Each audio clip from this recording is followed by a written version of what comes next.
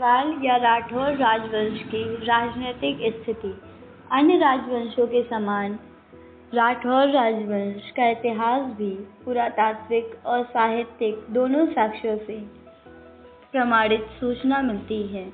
इस वंश से संबंधित अभिलेख निम्नवत हैं: चंद्रावली, वाराणसी दानपत्र, चंद्रदेव, ब्रह्मसी अभिलेख, लार अभिलेख, गोविंद चंद्र, सारनाथ अभिलेख, कुमार देवी लेख। इस वंश से संबंधित समकालीन कृतियाँ पृथ्वीराज रासों में रूतंग का प्रबंध चिंतामणि, लक्ष्मीधर कृत नृत्यकल्पतरु आदि हैं।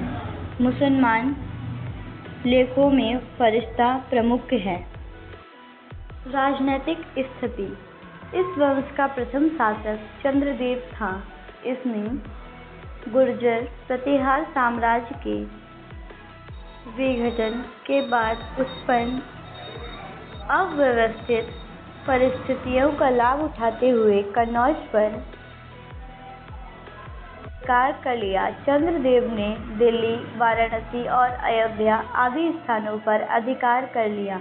अभिलेखों में उसे परम भट्टारकर, महाराजधिराज, परमेश्वर आदि उपाधियां धारण की थी।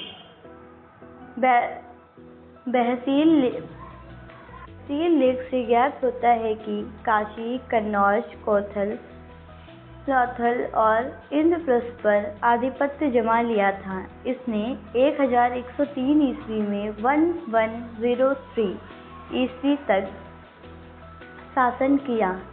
इस वंश का दूसरा प्रसिद्ध राजा गोविंद चंद्र हुआ। यह 1114 1114 से 1155 1155 ईस्वी तक राज्य किया।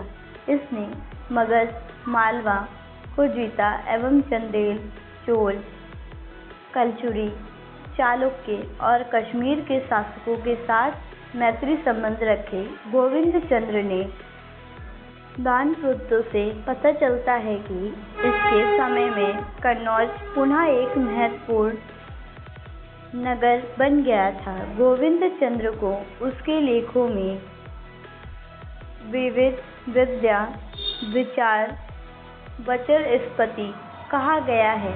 इससे प्रतीत होता है कि वह बहुत विद्वान था, यहाँ हिंदू धर्म को मानने वाला था और इसकी पत्नी बौद्ध धर्म को मानने वाली थी, जयचंद्र।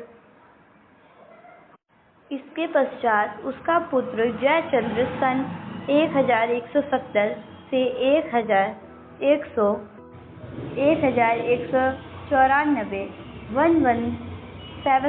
से 1194 ईस्वी तक गहरवाल वंश की राजगद्दी पर बैठा रहा। जयचंद्र को राजा जयचंद के नाम से भी जाना जाता था।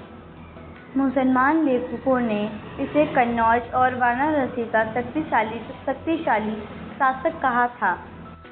पृथ्वीराज रासो से ज्ञात होता है कि इसका पृथ्वीराज चौहान से शत्रुता थी। उल्लेख है कि पृथ्वीराज ने जयचंद्र की पुत्री संयोगता का अपहरण कर लिया था, जिस कारण जयचंद्र और पृथ्वीराज ने शत्रुता या ईर्ष्या की भावना एक दूसरे के प्रति हो गई थी और इसके चलते जयचंद ने पृथ्वीराज के खिलाफ चंदेल शासक परमदेव की सहायता की थी, जिसमें पृथ्वीराज विजयी हुआ। जयचंद्र का बंगाल के राजा लक्ष्मण सेन से भी शत्रुता थी। सेन वंश के लेखों में उल्लेख है कि लक्ष्मण सेन काशी और प्रयाग में विजय स्तंभ स्थापित करवाए थे। सन 1192 1192 ईस्वी जब गौरी ने चौहान पर आक्रमण किया, तब जयचंद ने चौहान की सहायता नहीं की और तटस्थ रहा। गौरी ने पृथ्वीराज को विजित करने के पश्चात 1100 94 ईस्वी में जयचंद्र पर आक्रमण किया। चंद्रावत के मैदान में जयचंद्र पराजित हुआ और उसकी हत्या हो गई। गौरी ने कन्नौज और बनारस को जमकर लूटा और वापस चला गया। तत्पश्चात कन्नौज पर चंदेलों का अधिकार हो गया।